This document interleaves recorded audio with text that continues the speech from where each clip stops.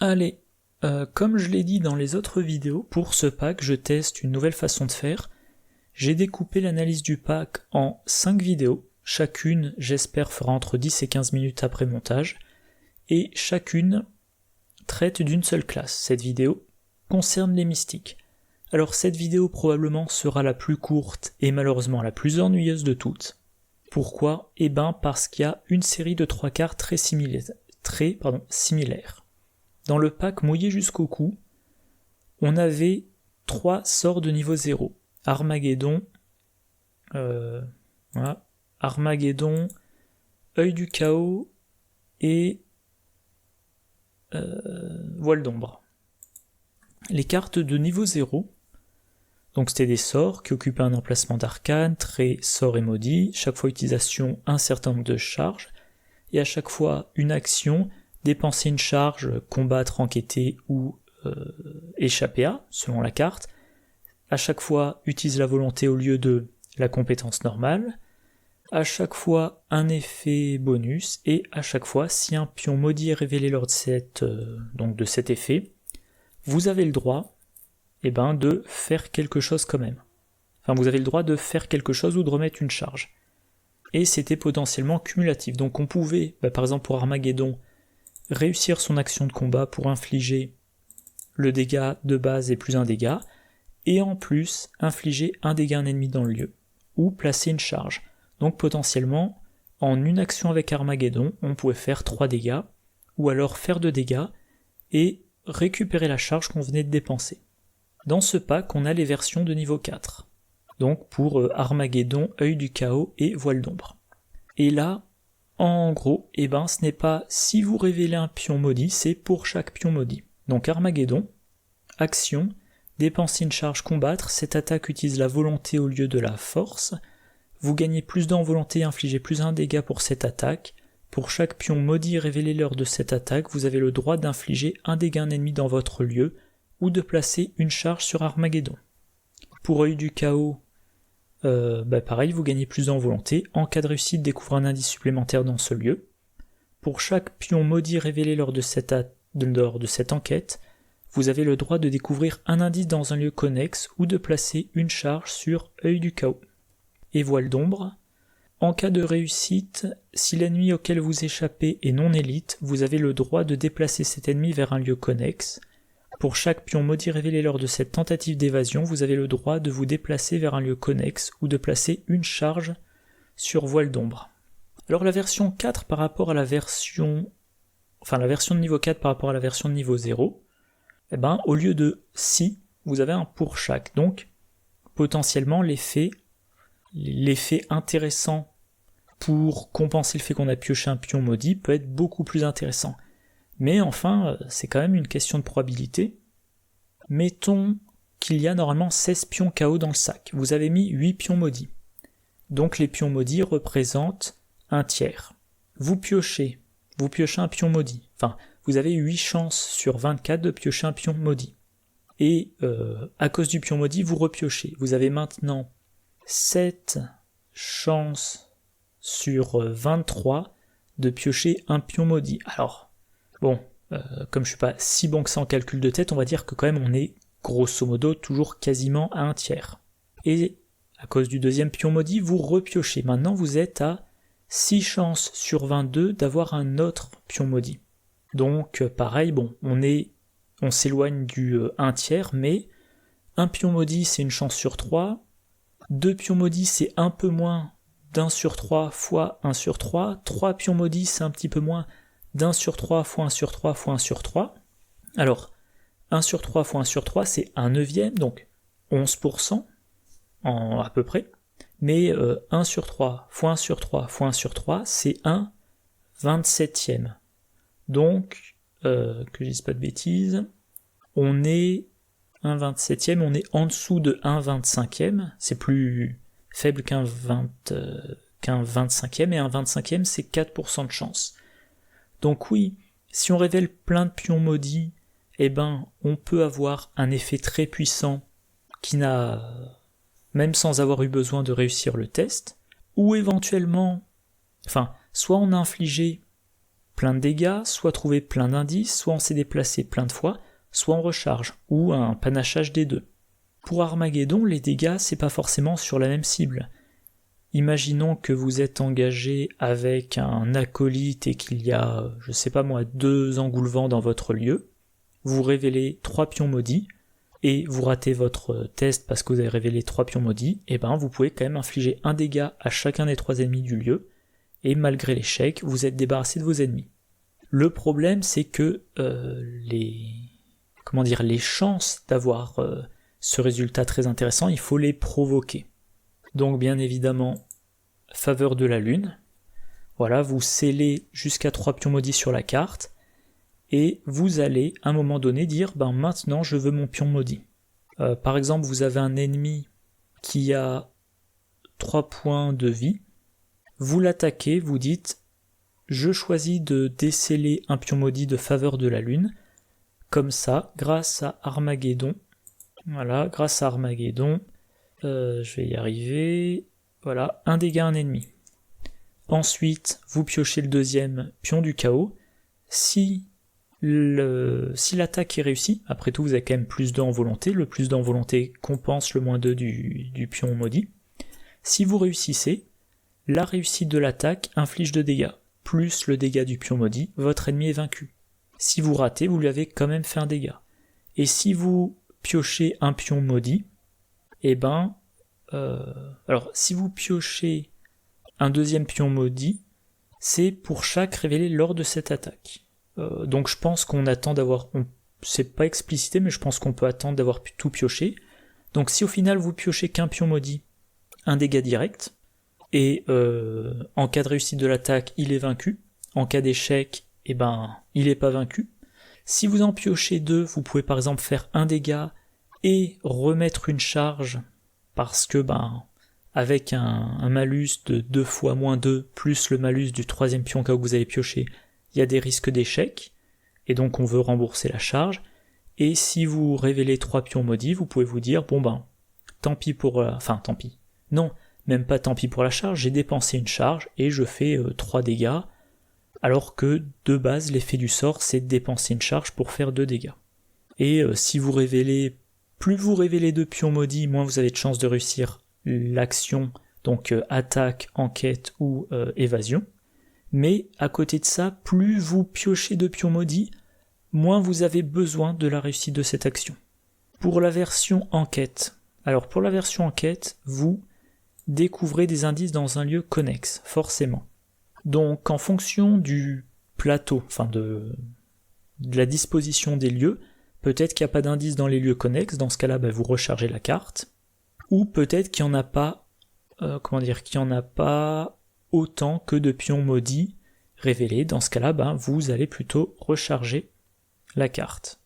Et pour le voile d'ombre, le déplacement, là je suis beaucoup plus dubitatif que pour les autres, parce que moi généralement dans un scénario d'Arkham je vais de lieu en lieu, à moins que quelque chose dans le scénario m'incite à aller d'un coup à l'autre bout du plateau puis revenir sur mes pas. En général je vis d'un lieu, je vais dans le lieu suivant, je le vide de ses indices, je vais dans le lieu suivant, etc. Et donc si je révèle 3 pions maudits, c'est assez peu probable que je me déplace à 3 reprises, parce que si je me déplace à 3 reprises, je vais éventuellement laisser les ennemis derrière, ou les indices derrière, ou tout simplement les autres investigateurs derrière, et il faudra que je revienne. Donc probablement, le premier pion maudit me fait me déplacer d'un, et les autres pions maudits me font recharger. Mais dans ce cas-là, la version de niveau 0, si un pion maudit est révélé, vous avez le droit de vous déplacer, ou de placer une charge. Voilà, la version de niveau 4, je pense que ça va rarement être intéressant d'avoir 3 pions maudits. Un pion maudit, ça va être par exemple se déplacer, pour ne pas être dans le lieu quand l'ennemi se redresse. 2 pions, se déplacer et recharger. 3 pions, oui, on recharge 2 fois, mais après tout, on n'a utilisé qu'une seule charge. Et à noter, oui, j'ai oublié de le dire, si vous êtes biclassé truand, vous pouvez bien évidemment attribuer sceptique au test, et chaque pion maudit révélé aura un modificateur de -1. Donc vous avez le +2 en volonté, et mettons que vous révélez 3 pions maudits. Les 3 pions maudits font 3 effets et ou recharge, et avec Sceptique, les 3 pions maudits donnent un modificateur total de plus 3, puis vous piochez un pion KO, a priori vous réussissez. Bon, plantage de navigateur. Allez, reprise de la synchro audio. Alors, concernant toutes les cartes mystiques qui jouent avec les pions, on a bien sûr Promesse de pouvoir qui était dans la boîte de luxe, une compétence de niveau 0 qui a 4 icônes libres. Après que vous avez attribué Promesse de pouvoir à un test de compétence, ajoutez un pion maudit à la réserve du chaos. Si vous ne pouvez pas, subissez 2 horreurs à la place. 2 intérêts à la carte. Le plus 4 qui fait que même si vous piochez plusieurs pions maudits, vous avez des chances de réussir votre test. Et l'ajout d'un pion maudit à la réserve. Pour, effectuer les effets de ces sorts. Malédiction millénaire éventuellement. Voilà, vous révélez un 2e pion maudit. Enfin, là plutôt, c'est si vous jouez de sorte à avoir plein de pions maudits et que vous n'êtes pas en train d'utiliser un des 3 sorts, donc Armageddon, Œil du Chaos ou Voile d'Ombre, ou alors que vous n'avez pas besoin de l'effet des pions maudits. Voilà, vous révélez un 2e pion maudit, vous inclinez ce soutien, vous annulez le pion, vous le traitez comme un pion crâne. Donc vous résolvez à la place un pion maudit et un pion crâne, et les 2 pions maudits, soit vous les remettez dans le sac, soit vous les remettez dans la réserve de pions. Donc voilà, vous choisissez, au lieu de résoudre un -2, puis un -2, puis le modificateur du 3e pion KO, vous résolvez -2, crâne, et les 2 pions maudits vont retourner dans le sac ou sont retirés du sac en fonction de ce que vous estimez ce dont vous estimez avoir besoin par la suite. À noter aussi, dans le pack, dans le Maelstrom, le pack est déjà sorti, on a l'événement Rituel d'équilibre, qui coûte 0, qui est de niveau 5. Choisissez une option, ajoutez X pions maudits à la réserve du chaos pour ajouter X pions bénis à la réserve du chaos, ou retirez X pions maudits et X pions bénis de la réserve du chaos pour soigner un total de X horreurs parmi les cartes dans votre lieu. Là, ce qui nous intéresse, c'est le premier effet. Si vous voulez que vos sorts vous donnent des dégâts sans faire de test ou des indices sans faire de test, vous allez dire je mets plein de pions maudits autant que vous pouvez. Mettons que dans le sac il n'y a que 2 pions maudits, vous pouvez encore mettre 8 pions maudits dans le sac. Ça fait que vous mettez 8 pions bénis dans le sac, et votre sac il a 10 pions maudits qui peuvent activer les effets des sorts, et en même temps 8 pions bénis qui vous permettent de réussir, de compenser un pion maudit. Niveau modificateur, niveau modificateur purement, piocher maudit béni, c'est comme si vous aviez uniquement pioché maudit. Mais avec Armageddon niveau 4, grâce aux 2 maudits, vous allez faire 2 dégâts. Ou 1 dégât, une recharge ou 2 recharges. Voilà. Et éventuellement, ça justifie aussi le traité paradoxal, donc le traité des mystiques qui dit « Réaction après qu'un investigateur dans votre lieu a effectué l'étape révéler un pion KO d'un test de compétence. Si un pion béni et un pion maudit ont été révélés lors de ce test, inclinez le traité paradoxal. Ce test réussit automatiquement, retirez chaque pion béni et maudit révélé de la réserve du chaos après la fin de ce test. » Donc vous avez mis plein de pions maudits et plein de pions bénis dans le sac du chaos. Le traité paradoxal, j'ai du mal à voir comment bien l'utiliser, mais bon. Si vous piochez un pion maudit, normalement vous avez quand même réussi votre action avec le sort, et vous avez le petit effet bonus. Si vous piochez 2 pions maudits, vous avez peut-être réussi, et vous avez l'effet bonus x2. Si vous piochez pion béni, pas d'effet bonus, mais vous réussissez normalement. Et si vous piochez un pion béni et un pion maudit, signe des anciens, ce qui normalement veut dire réussite, mais vous retirez le maudit et le béni du sac du chaos. Que je relise bien. Oui, les pions ne sont pas annulés, donc vous avez quand même l'effet du pion maudit. Et si vous révélez, 5 pions maudits et un pion béni, le test est réussi grâce à l'effet du traité paradoxal, et vous avez les 5 effets bonus correspondant aux 5 pions maudits. Par contre, les 5 pions maudits sortent du sac du chaos. Voilà, bon, j'avais testé une liste de decks. Alors, quand je dis j'ai testé une liste de decks, je veux dire j'ai écrit une liste de decks, je l'ai pas encore joué. Je vais réduire un peu pour que tout rentre. Oups. Ouais, non. Donc voilà, Agnès Baker en solo. Donc, promesse de pouvoir pour elle, probablement les tests d'enquête, vu qu'elle a que dans l'intelligence. Ça met des pions maudits dans le sac du chaos. Elle va avoir esprit d'humanité. Esprit d'humanité, voilà, action rapide. Incliner esprit d'humanité, ajouter 2 pions maudits à la réserve du chaos. Vous avez l'effet d'ajout des pions maudits qui va lui permettre de se soigner. Ce que rappelle Agnès Baker, voilà. Après comment une horreur a été placée sur Agnès Baker, infligez un dégât à un ennemi dans votre lieu. Donc elle va chercher éventuellement à se prendre des horreurs, notamment grâce à connaissance interdite, voilà. Elle incline connaissance interdite, elle se prend une horreur, elle gagne une ressource. Esprit d'humanité peut la soigner des dégâts et des horreurs. Alors comme c'est un effet et pas un coup, si elle a pris aucun dégât, l'effet marche quand même, elle met des pions maudits pour ses sorts. Bien évidemment, Armageddon pour profiter des pions maudits et faire des dégâts, en faisant des dégâts. Œil du chaos pour les enquêtes.